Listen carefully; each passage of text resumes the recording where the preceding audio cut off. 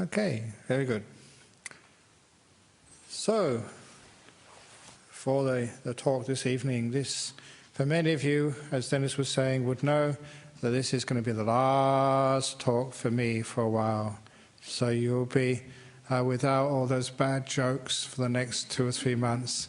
You'll be free from corny humour as the monks start their little retreat. And today especially is a very holy day in Buddhism.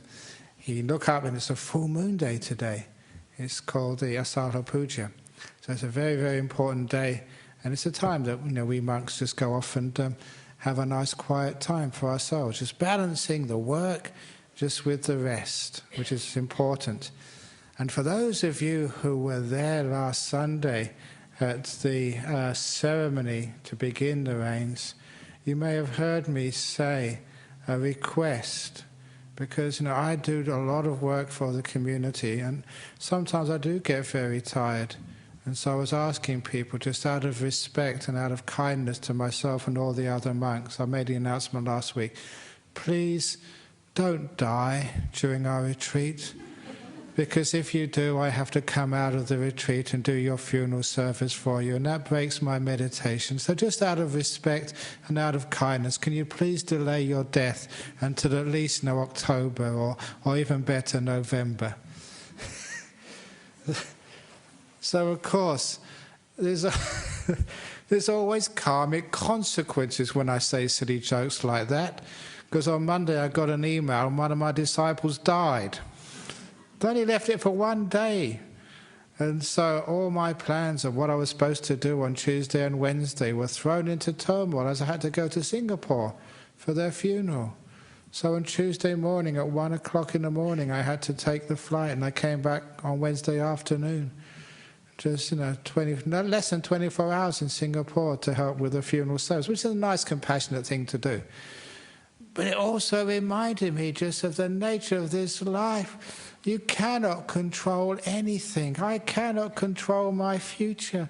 The most important thing in life which you can believe in with certainty is uncertainty.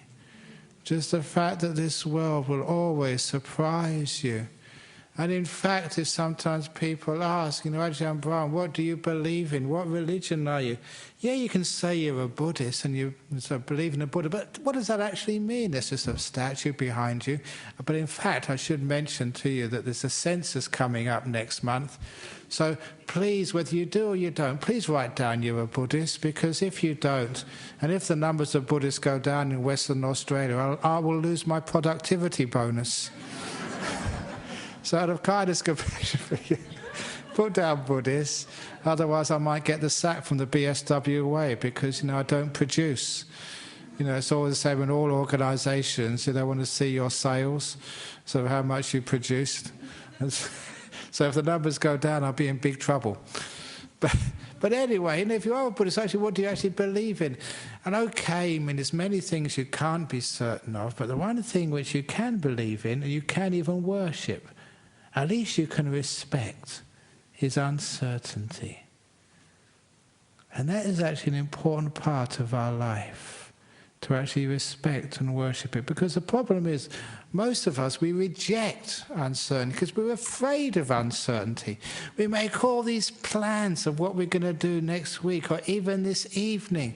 And sometimes you have a whole schedule of what you're going to do next week, let alone the week afterwards or next year. You have your whole life planned out. Ha ha, stupid. Of course you can't plan out your life. You don't know what's going to happen next, because life is uncertain. That's one thing which we know is a truth. Yeah, people can believe in God, they can believe in this, but we can't know that for sure. But what we can know is that life is uncertain. It's always like work in progress. It's things evolving. And this evening I wanted to ask you, why is it we cannot accept that? Why can't we worship uncertainty? And why do we want to throw it away and try and force this beautiful, uncertain evolving of our life into some fixed plan, to put nature into a box And when we put it into a box, this is what nature must do, because I've got plans for this weekend. This is what it has to do. And when you put nature into a box like that, when you try and control the force of uncertainty, what happens to you? It's always the same, isn't it? You get frustrated, you get angry, you get disappointed. Someone when I was in Singapore just for the funeral on Tuesday, they were asking me, said, I have trouble with rage. I'm getting angry. Can you please give me some way of dealing with the anger I feel? And this is one way, is to understand that a lot of the anger which you get is when all your plans get thwarted and all of your expectations don't actually come to fruition. When the course of your day or your week gets blocked, when things don't go the way they should. Have you ever got into problems like that? You shouldn't be like that, wife. Husband, you shouldn't say things like that. What do you mean, shouldn't? How long have you been alive? That's what wives are like. That's what husbands are like. It's like telling a dog you shouldn't bark. Like telling a cat you shouldn't curl up in the warmest place of the monastery. We've only got one fire in the sort of our monastery, and that's the cat's place. You know what it's like, it's been really cold the last few days. So you tell a cat you shouldn't be doing that. What do you expect? That's what cats do. So all of this hopes and expectations, so often they're totally unrealistic. You know, the great meaning of today, the full moon day of July, the start of this retreat, was when the Buddha gave his Four Noble Truths, the essence of Buddhism. And the first Noble Truth was the law of suffering. And what actually is suffering? And somebody asked me that a long time ago. Again, I think it was, I don't know if it was in Malaysia or Singapore. One of these executives who was in a rush. You know what people are like? They're busy. They can't spend all... Now, even you spending an hour listening to a talk is amazing. Most people want to get it quickly. I often thought of getting like a drive-in Buddhist temple. You just go in there, you order what talk you want, and I give you advice, anger, depression, or whatever, and you go in, you go to the window, and a few nice wise words, thank you very much, pay your money, and leave. I mean, that would be a wonderful thing to have a drive-in Buddhist temple these days. But so this person was doing that. He said, okay, this Buddhist teaching, Four Noble Truths, suffering. What is suffering? Come on, quickly. And actually, sometimes I'd like it when people put me on the spot like that, because when you put on the spot, often you rise to the occasion. And I was rose to the occasion. I said, what suffering is? Asking from the world what it can never give you. And that was actually incredibly profound. And I was actually quite amazed at myself. Where did you get that one from? But no, investigate that. Asking from the world what it can never give you. And how much do you suffer because you continue to ask, either from your partner, from your boss at work, from your footy team, or even worse, from yourself? Asking from yourself what you will never be able to do. That's called suffering. And why don't you actually put it in a picture like that? It's obvious. What the end of suffering is, don't ask from the world what it can't give you. And even like certainty, the world can't give you certainty. It's against the nature of the world. Like against the nature of dogs, to get a dog which doesn't bark. It's impossible. Actually, probably someone's going to say to me, yes, they've developed a dog which doesn't bark. Every time I say things like this, someone comes up afterwards with an article from some weird magazine to prove me wrong. But you know what I'm talking about. Asking from the world what it can't give you. And certainty is one of those things which the world will never give you. And so when we look at all of our plans, which we have, and our expectations are part of plans. What we expect of other people, what we expect of ourselves, what we expect of life, even what you expect of this talk now. All those anticipations and expectations, it won't turn out the way you want it. it will always turn out totally different. You've experienced that, I've experienced that. All of the plans which I've made in the past, most of them have just disappeared. They didn't come true.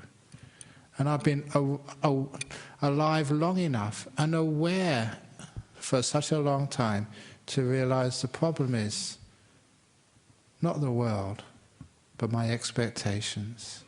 All these shoulds, it should happen this way, it should happen that way. And one thing I realize is this life is so uncertain. The sooner I can accept that, the sooner I won't suffer. The sooner I won't be asking from this life what it will never be able to give me. So instead of trying to reject uncertainty of life, instead of being afraid of it, we embrace it, celebrate it, we worship it. So if anyone asks me what I believe in, I'm a great follower of the great God of uncertainty. That's what I worship, uncertainty. I'm an uncertaintyist. Because when you embrace uncertainty rather than worship it, respect it, rather than trying to challenge it, number one, you never get frustrated in life, you never get angry. You don't expect things to be different. I've done this as a test for a good Buddhist.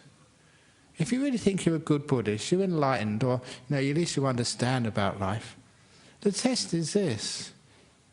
That somebody rings you from overseas, and they say that maybe, a loved one has just died. Maybe they're only 16 or 17. And you say, yes, I expected that. Can you say that? Or are you shocked? What do you mean you expected that? They were perfectly healthy. I expected that because life and death are uncertain things. Or you check your shares in the stock market and you've lost everything. The company has collapsed. And you say, yes, I expected that. Can you do that? Because if you can, you understand what uncertainty is. Basically, you try your very best, but you don't know how this world is going to turn out, and you accept and embrace uncertainty. But what most people do, as soon as you get that news, you're shocked. What are you shocked for? Don't you know that young people die? Don't you know that the stock market goes up and goes down? It's always yo-yo. That's the nature of this world.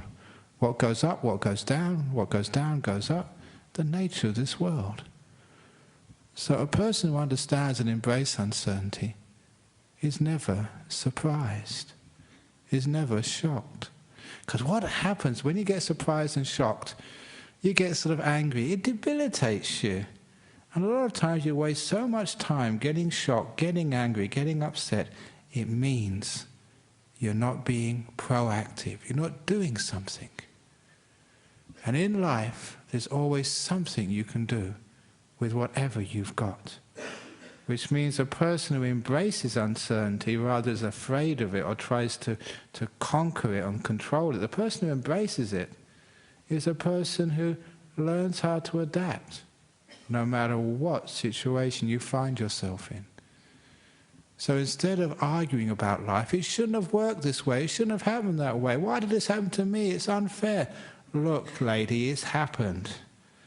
Sir, it's there. Now what are you going to do about it? That's why sometimes as a Buddhist, I'm not a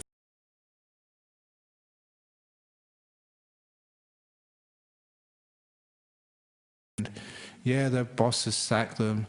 Yeah, that someone's cheated them out of all their money. Yeah, they've got cancer. Yeah, they're about to die. Very often, I say, yes. What are you going to do about it? Instead of saying, this is unfair, why did this happen to me? That's just looking at the past, something you can never change.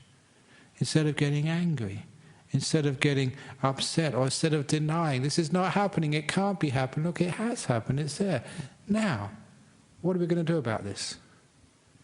Now, of course, you can see that is positive. It's not just positive for the sake of being cool and being sort of popular. This is supposed to be positive. This is actually being sensible. And you'll find no matter what you experience in life, there is always something you can do with it. So you embrace uncertainty. You don't try and reject it or think it hasn't happened. You embrace it. And even with cancer, it is uncertain. You don't know what's going to happen next. Even with death sometimes. Look, sometimes I was just talking with someone. I was in over Singapore. I did some chanting for their mum. The lady asked me to say, can you please chant for my mum? She's just come home from hospital. And, I think, maybe the last time. Maybe it looks like she's going to die soon. So can I come and chant for her? So I went to chant for this.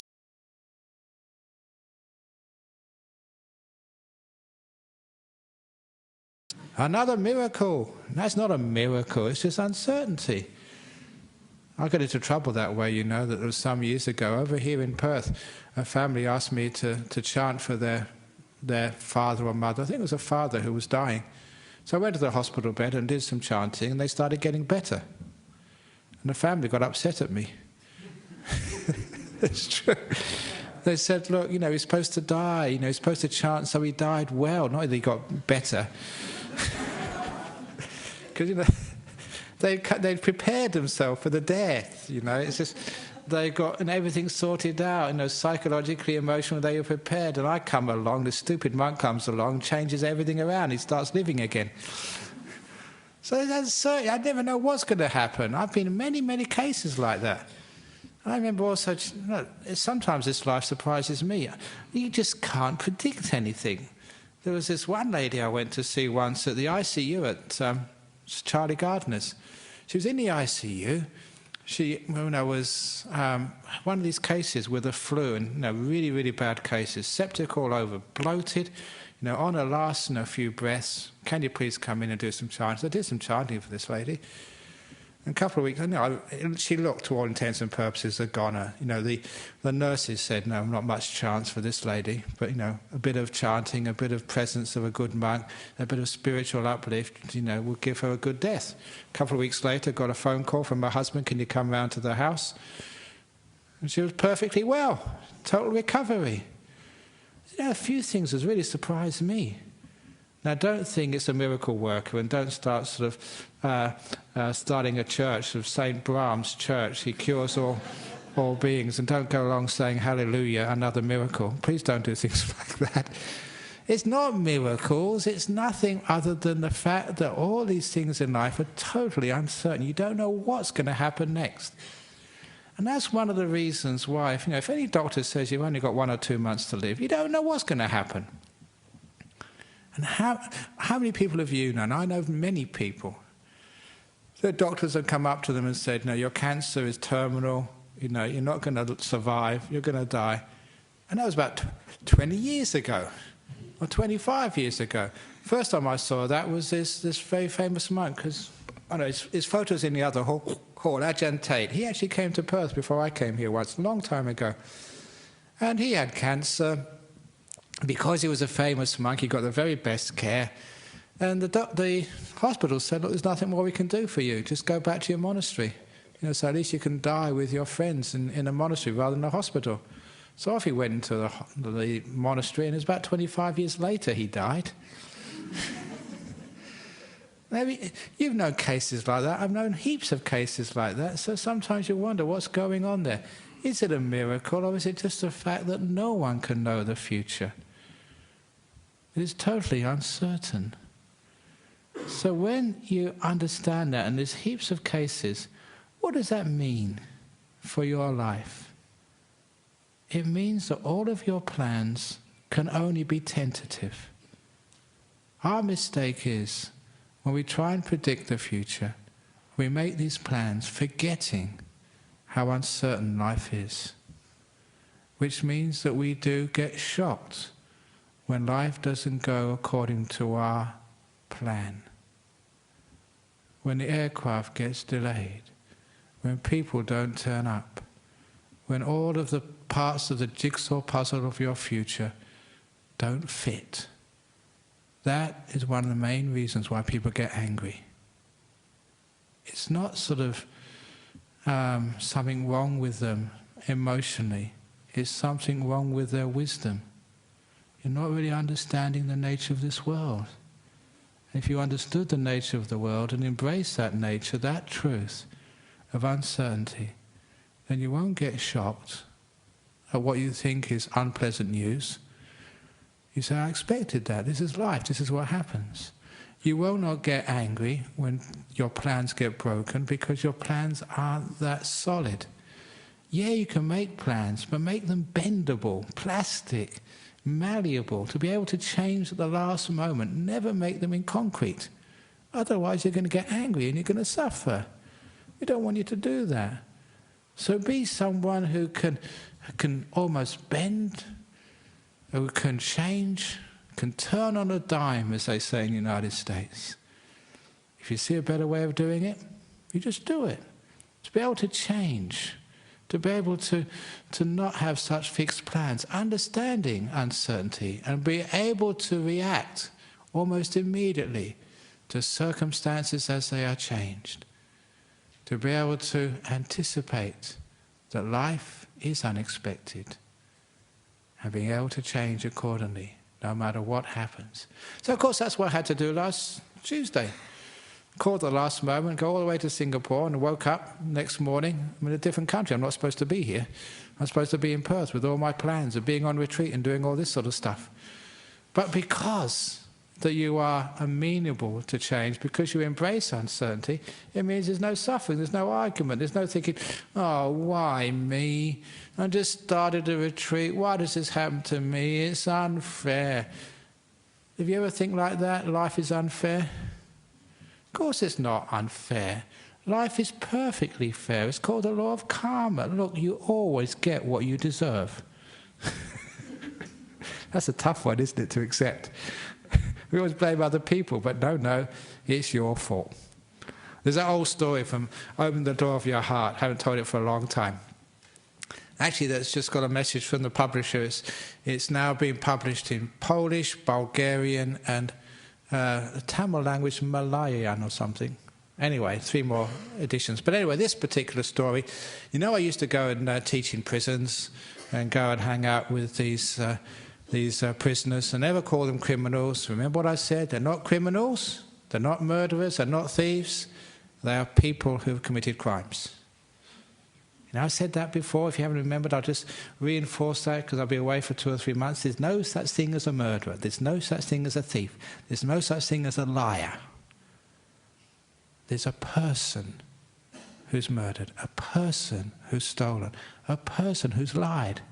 They're not a liar. They're bigger than that. There's more to them than that.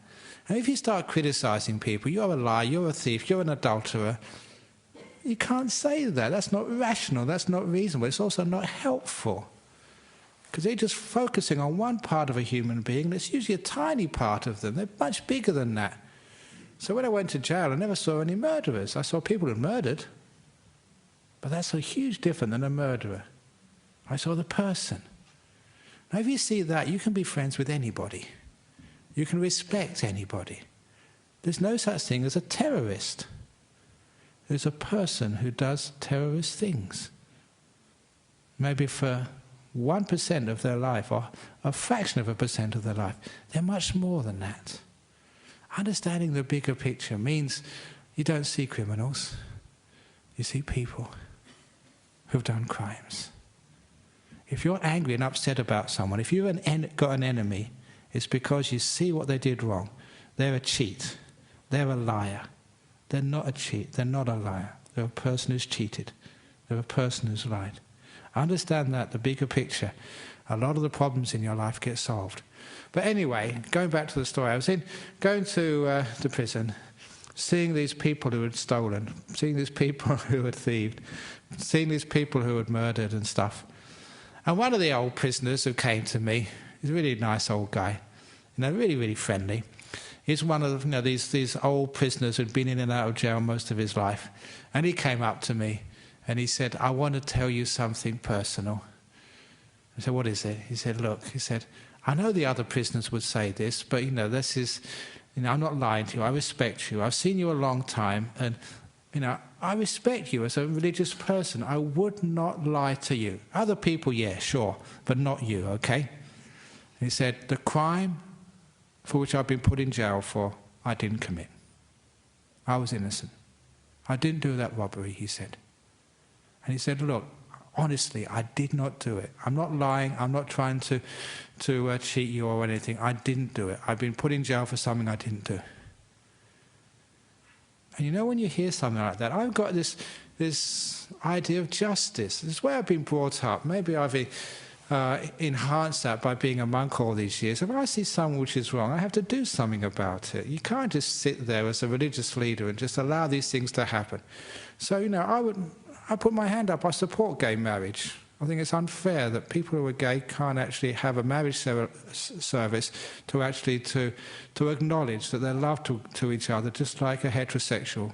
And I stand up for people like that. I get into trouble very often, you know, like with bhikkhunis and stuff, and they're allowing ladies to become fully ordained nuns. Absolutely equality. That's obvious. So I will stand up for that. I don't mind doing that. And when I heard that someone's been put in jail for something they didn't do, I can't let that go by. Especially because, you know, I know, because I've been going to those jails for a long time, I know that they haven't got many resources. They can't help themselves. They do need help from outside to right a wrong. Maybe one phone call a week. They can't actually got no money to pay for lawyers. But I knew lawyers. I know many Buddhists who were lawyers. You know, there's what we call like the one-armed lawyers. You know, the one-armed lawyer? If you ever look for a lawyer, always get one who's only got one arm. Because if they've got two arms, they'd always say to you, well, on the one hand this, on the other hand that. And you can never trust one-armed lawyers. They always direct, and you can trust.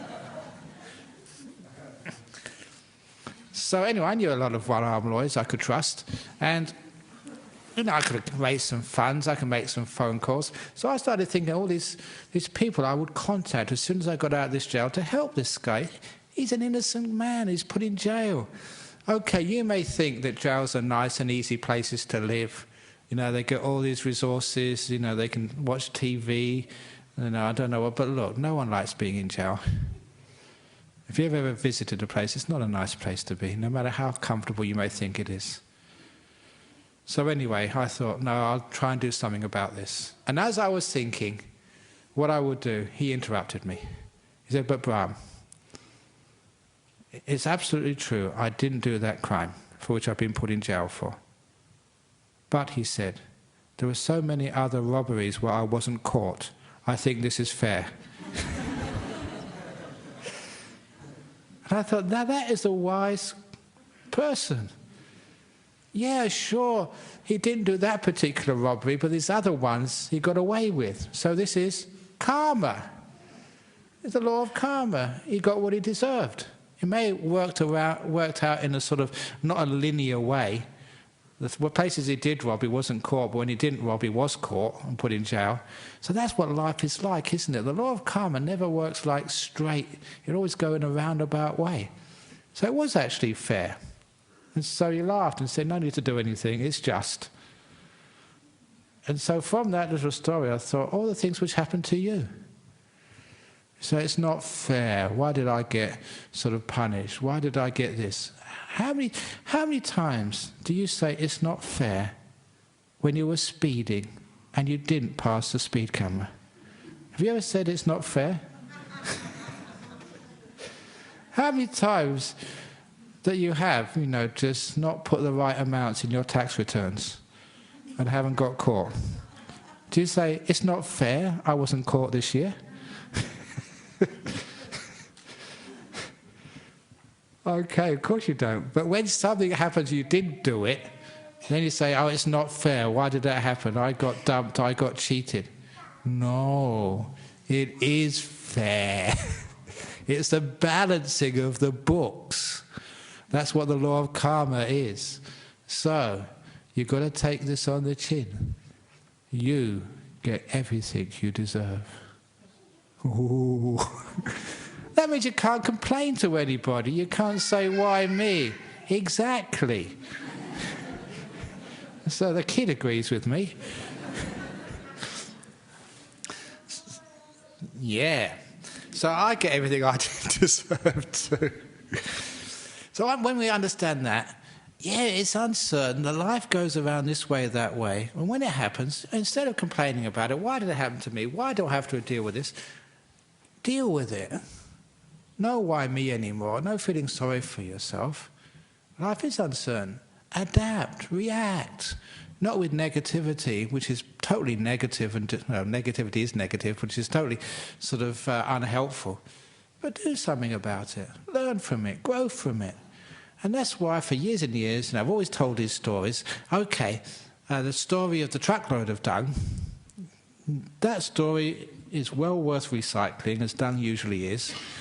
And truckload of dung is, okay, you go back home and you find in front of your house or in front of your apartment, someone has dumped a truckload, let's not call it dung, let's call it what it deserves, a truckload of shit. Cow shit.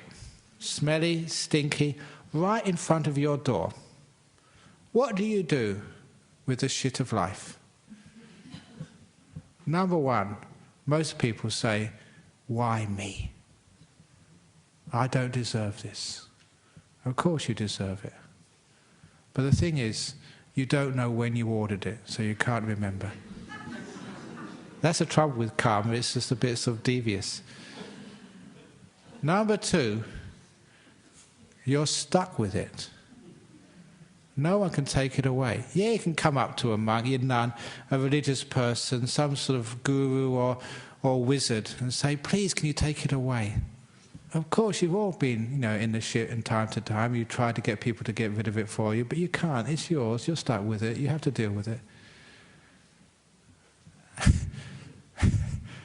And so there's two things which people do with the shit of life.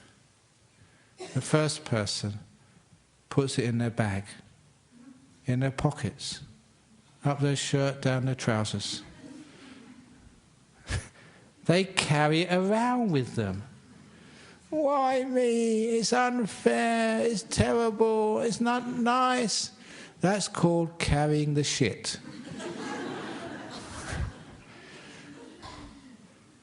Now you find if you carry shit around, you lose a lot of friends. Of course you do, it's obvious. Look, with the best will in the world, you may be the most compassionate and kind person. But do you always like to be around these people who are negative and complaining, why me, who are angry, grumpy, grief-stricken? You can be around such people for a while, but after a while it burns you out. They suck you dry. We always like to be around positive, happy people, don't we? Like spending time. Look, if I was really grumpy and mean and nasty, would you come here on a Friday night? Of course you wouldn't. So we always like being around happy, wise, pleasant people. So if you carry around the shit, you lose a lot of friends.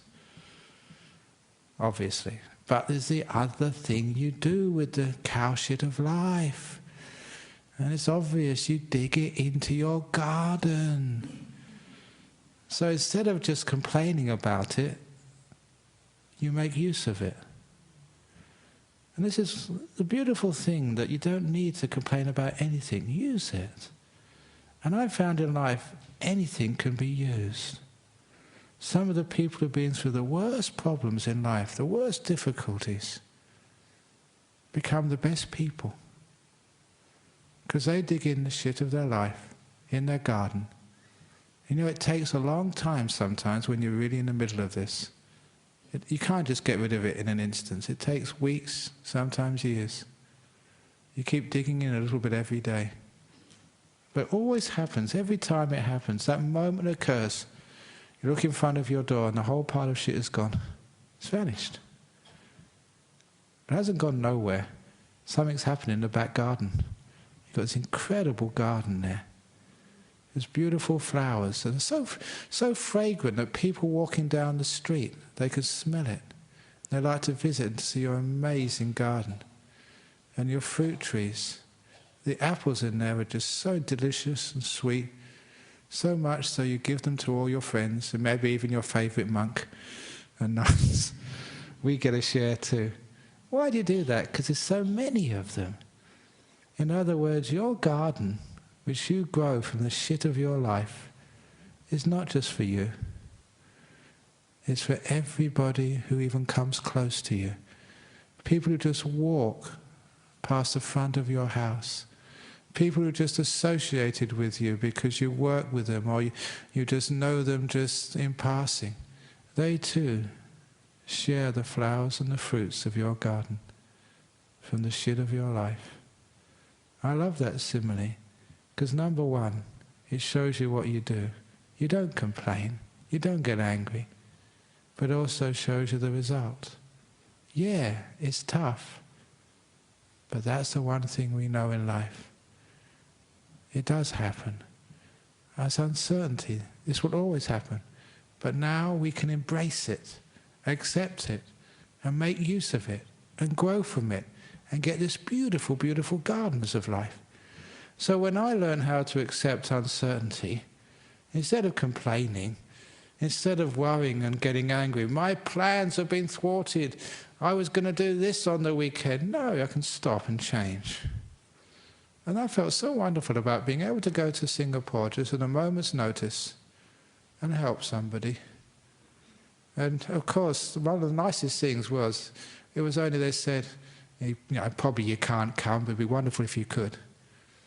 I say, okay, I'm coming. And doing something which was totally unexpected for them. Surprising. Because that's what life is, just a whole heap of surprises. Apparently the next big event but one which I'm supposed to be involved in, as Dennis said last week, on August the 7th, it's my 60th birthday, and it's supposed to be a surprise party. We've advertised it, with people knowing it, they're talking about it in Singapore, so much for a surprise, but it will be a surprise party. Because I'm sure it will not work out the way anyone expected it.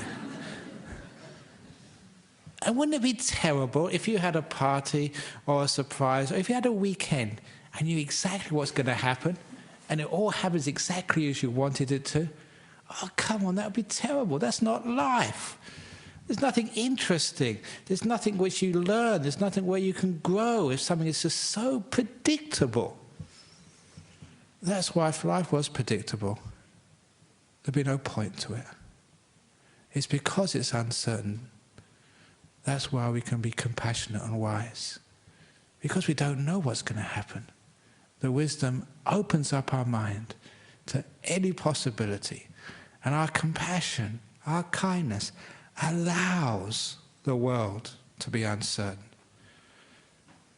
That great saying of compassion from my own father, the door of my heart is open to you, son. Whatever you do, wherever you go, whatever you turn out to be. That's the title of that book, Opening the Door of Your Heart. That's where it's from.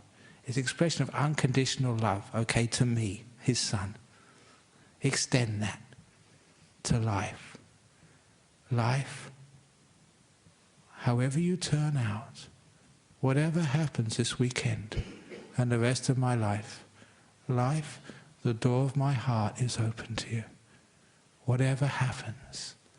That's called embracing uncertainty.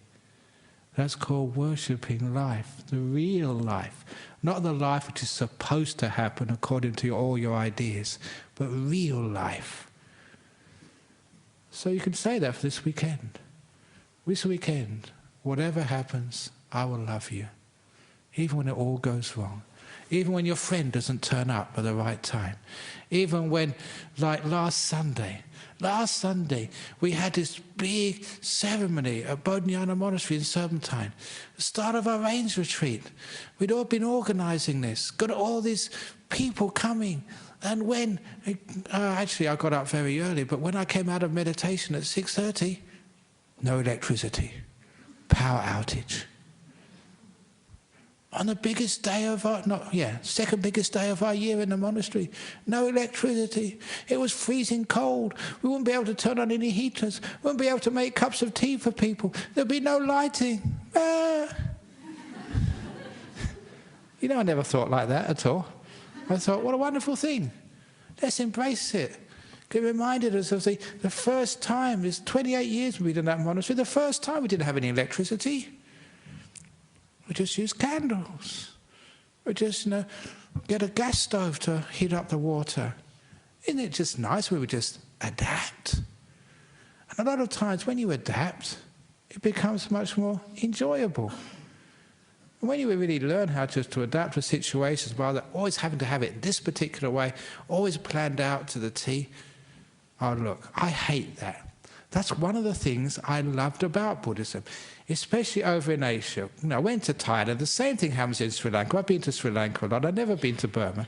You go to a big ceremony in Sri Lanka or in Thailand and it's chaos. Nothing is ordered, nothing goes to time. The Sri Lankans call it Sri Lankan time, the Thais call it Thai time. Why is it in Australia we always do things on schedule? No, it's chaos. And I loved it. That's why I hate organised religion. Disorganised religion, that's what I like. Disorganised, which can adapt. And that's one of the great things. You go to some of these big ceremonies, big occasions, in Thailand or Sri Lanka, it works. Yeah, maybe it's not according to plan, maybe it's not according to the schedule, maybe things get cancelled, other things get added on. It's just life, it's reality, it's humanity, it's people, and it works. You know that every year I used to go to, no, I still do, I've been doing this for about 25 years now, to this St George's Cathedral. They have a Commonwealth Day interfaith service. And so I've been going there for many, many years. And, I do my little bit of chanting, someone else does their chanting, and, it was pretty boring. But one year, I forget how many years ago, one year we were doing the same old boring stuff, chanting and the same old stuff every year, and just a few people, the people who had to be there because, their daughter was singing in the choir, or, they were told to go there by their teachers because there were school groups there. And this one year, right in the middle of the chanting, so the Dean, John Shepherd, he's a good friend. He's been to give talks here before. He was called away. And I realised that something was going on because this was not in the programme. And he came back again and he interrupted us all and got on the microphone and said, "We've just been told by the police there's been a bomb threat. Some sort of crazy fundamentalist has said it's wrong and it's evil that you have people who aren't Christians in this cathedral. And the police are taking this bomb threat seriously, so we all have to evacuate." That was the best service I've ever been to. Because the reason was, the whole plans were thrown into chaos, which meant that now we were being human again. And so we went to some hall, had some tea. That's when we started talking to each other. Because we had nothing else to do. So had all these people, because it was an emergency, unscheduled, talking to each other, getting really friendly. And when we came back to finish the service very quickly, because, it was only just to scare some lunatic ringing up the police. There was no bomb in there at all. It was alive. There was the friendship. There was the moving together. It was interfaith then. That was the one time it was really interfaith. And I mentioned to John Shepherd, he said, "You should arrange this every year." It was the best service we ever had. Now, the thing was, because it was unexpected, we dealt with the unexpected nature of the things, and it worked because it was alive. It was human again.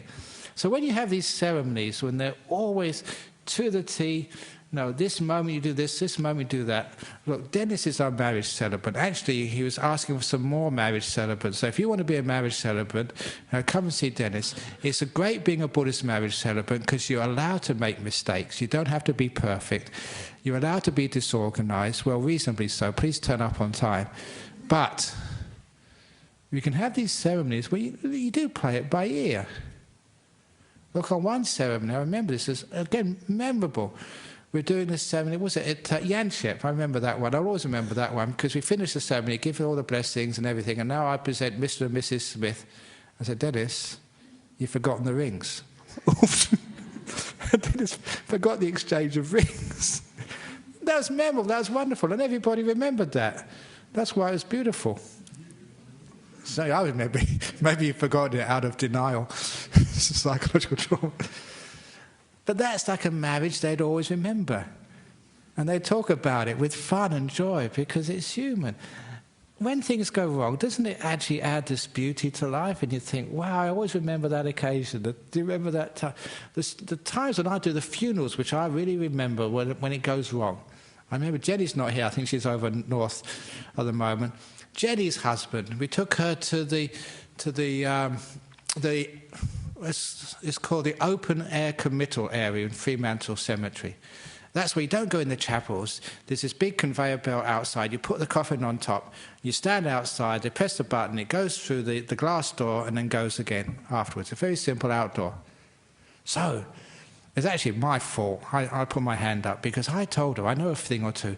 You don't have to just order your coffin just off the rack. You can actually make your own coffin. So just do it yourself. Design it. No, that's true. You've got a few sort of regulations, but you can make your own. And it's not just to save money, just to make it more personal. So this guy, he liked whitewater rafting, so they made like a little canoe thing for him with a few oars on top. Perfectly allowable, and it was personal, it was him. So when they put it on the coffin, the problem was too heavy. They used thick wood rather than the thin plywood. So that poor conveyor belt was struggling actually to take it through the glass door. So the glass door opened, it was struggling to put it through, and the glass door closed, right in the middle of the coffin, stuck, jammed. Now, you really must feel for these pure... I'll never forget the face of the funeral director. It looked like he was going to die. Why? No, it's a funeral director's worst dream, like a nightmare. Things go wrong like that. And he couldn't open the door. No one else could. It was absolutely totally jammed, stuck. So there was the guy halfway in the crematorium and halfway out.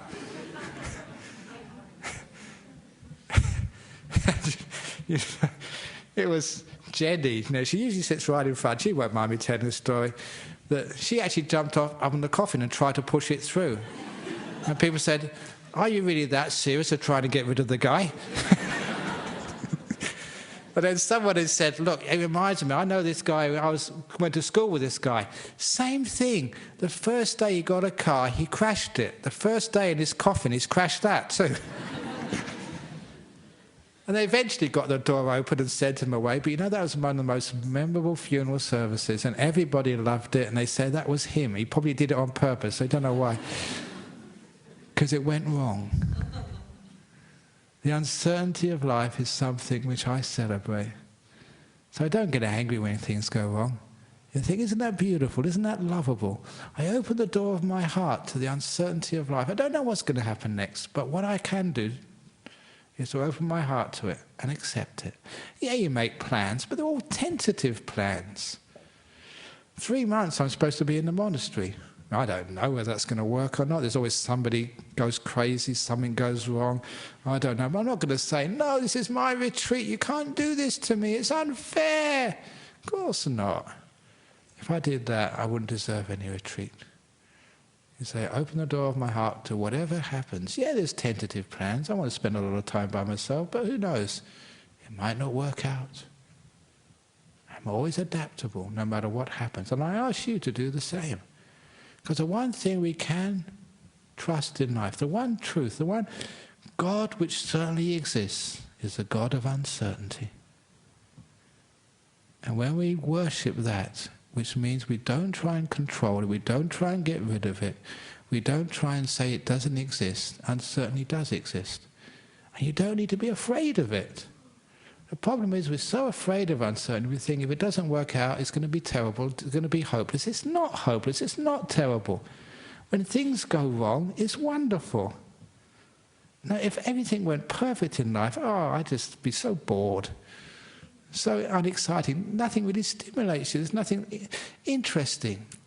When things go wrong, that's life, that's joy. You love that. You get so many happy memories, all the times when there were mistakes, when things went wrong. So when you understand that, you can embrace uncertainty rather than being afraid of it. When you embrace uncertainty, you don't get so upset and angry at life. You know there's going to be delays in the aircraft. There's going to be some ash cloud. There's going to be some strike. Something's going to go wrong. Yeah, you're going to try and make an appointment. Yeah, there's going to be some traffic jam. There's going to be rain on the road. You get stuck in the red lights or whatever. Yeah, this is life. You're going to be late. You can't always be on time. You know, the thing is that once you understand uncertainty, you understand that all these promises which we make are all tentative promises as well. Yeah, I mean to try and sort of be at my surprise birthday party. I'm going to try to be there, but I can't guarantee it. So you make these tentative promises. So when all promises are tentative, you're never letting anybody down. I really mean to do this. I'm going to try my best, but who knows what's going to happen. And that's why, again, I mentioned this before, and it's great with uncertainty. In politics, please don't give your politicians such a hard time for breaking promises. The only thing I say I blame politicians for is for making such promises in the first place. Look, come on, guys and girls in politics in Canberra or in state parliament here in Perth or anywhere in the world. Now, you don't know what's going to happen next. You may have some idea of how the economy is going to go tomorrow, but next week, another year, the geopolitics, the wars, the earthquakes, the tragedies in this world and the successes in this world, no one can understand what's going to happen. You can't predict things. So when we make these promises, yes, this is what we're going to do, yes, this is what we're going to legislate for, you can't do that. Because you can't predict the world. A good politician, a good statesperson, a good leader always has to be able to throw all their plans away at the last moment and make new ones to adapt to the situation as they evolved. That's what I mean. You can't make promises. Uncertainty is the rule of this world. It's one of the deepest truths, the most amazing teachings. Unless we embrace that, we're going to make promises which we can't keep. We make plans which we're going to try and defend, even though they're becoming more and more stupid as the world changes against our expectations. Which means that we just make more suffering and more problems in our world. So please don't make too many promises. Make them tentative. Yeah, I'll try to be there. If conditions are right, yeah, I will be there. I will do that. But keep those riders in there.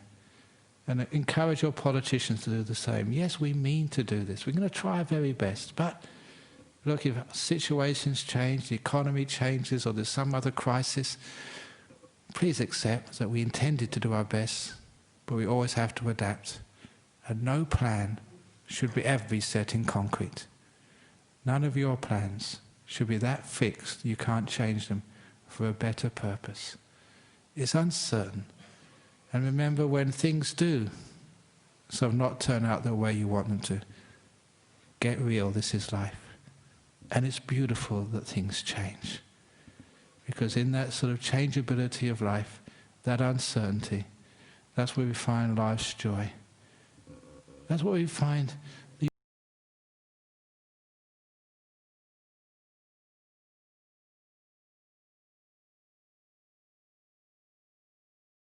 how wise and compassionate are we? Wise enough to understand this is the nature of life, and compassionate enough to open the door of our hearts to it, to accept life, make use of it, grow gardens out of shit, and have a wonderful time. So, this is supposed to be my last talk for, I don't know, who knows, maybe I will be back next week. Life is uncertain. Thank you for listening.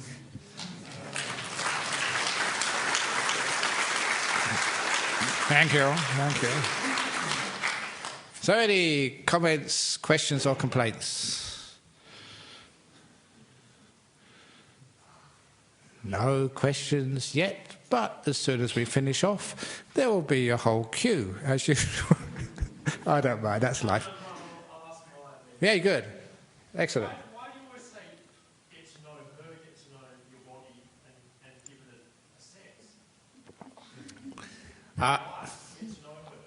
Okay, sometimes I say her, sometimes him, sometimes it. So it's just a little bit of marketing, because too often you say him and he. So it's a good bit of marketing just to sort of suck up to the females, just get them to come. Because look, it's true.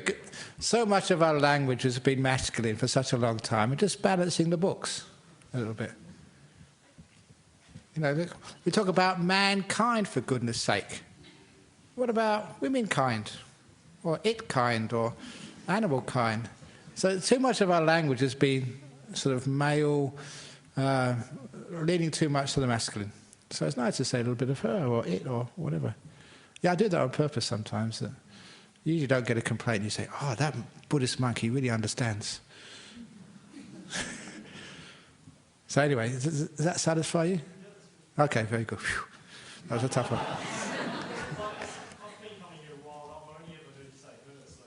Really? I just thought, were you trying to provoke the male? Yeah. Yeah, mixing up, yes. When you say about a promise, where does that put marriage? Marriage? Excellent. That's a very good question. In a marriage, the word marriage actually comes from a Latin root meaning to gamble. It's true, look it up.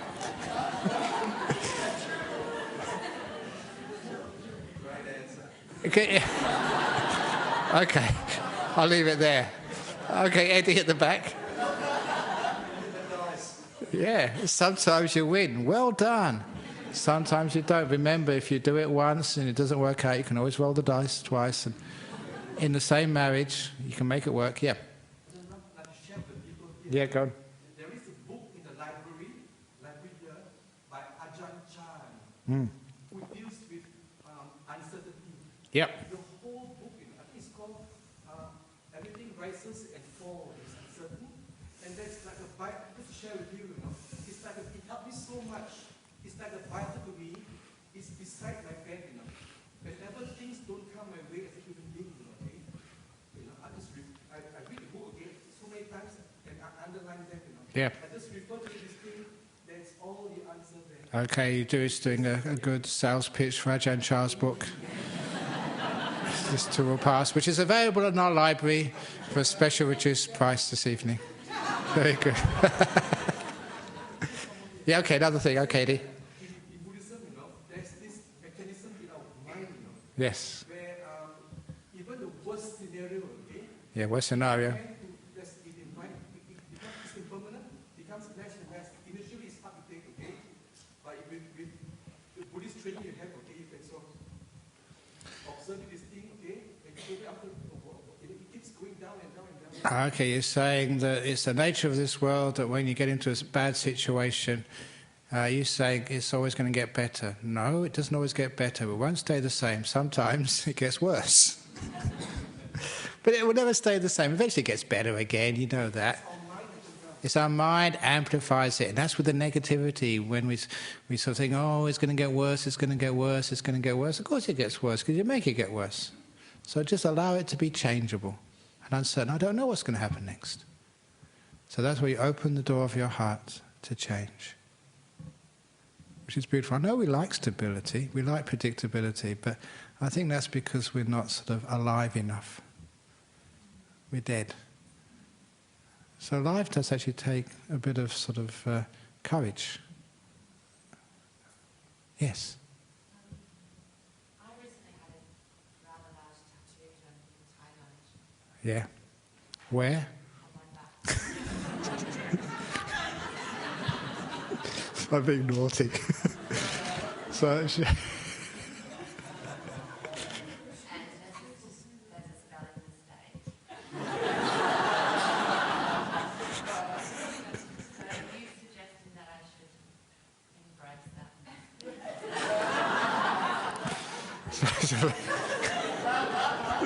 The lady was saying that when she was in Thailand, she had a large tattoo made, and I asked where. She said on her back. She said, it's a big mistake. Should I embrace it? Yeah, why not? But Oh, come on, it's great. Sometimes it challenges our ego, what we think we want. No, just enjoy it. If it's a really stupid tattoo, it makes people laugh and making people happy.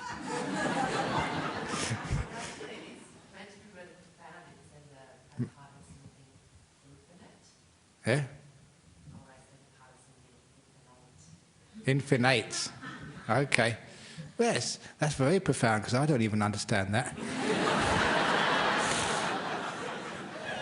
So see, already your tattoo has made, 300 or 400 people laugh today. And this goes on the internet. Maybe before we actually close, you can actually tell me here and show on the internet your tattoo.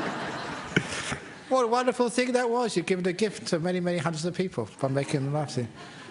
No, just enjoy it, whatever happens. So when I make mistakes, I usually tell people about it. It can make people happy. It's great not having to be perfect. That's just a huge relief for me when I realise I don't have to be perfect anymore. I can be stupid, make mistakes, tell silly jokes, tell them the wrong way, whatever you do. And that was just so wonderful, a relief to know I can make mistakes. So you say, that's my mistake, and I'm so happy, so proud that I can let people see my mistakes. Don't have to be perfect anymore. It's a great sense of freedom then. Then you actually find you are perfect. Yes? I read somewhere that the Navajo Indians actually weave imperfections into their rugs so that the Holy Spirit comes in and comes out. Okay, that's very good. The Navajo Indians weave imperfections into their rug because that's where they think the spirits come in and go out. It's the same with the Australian government weaves imperfections into their process.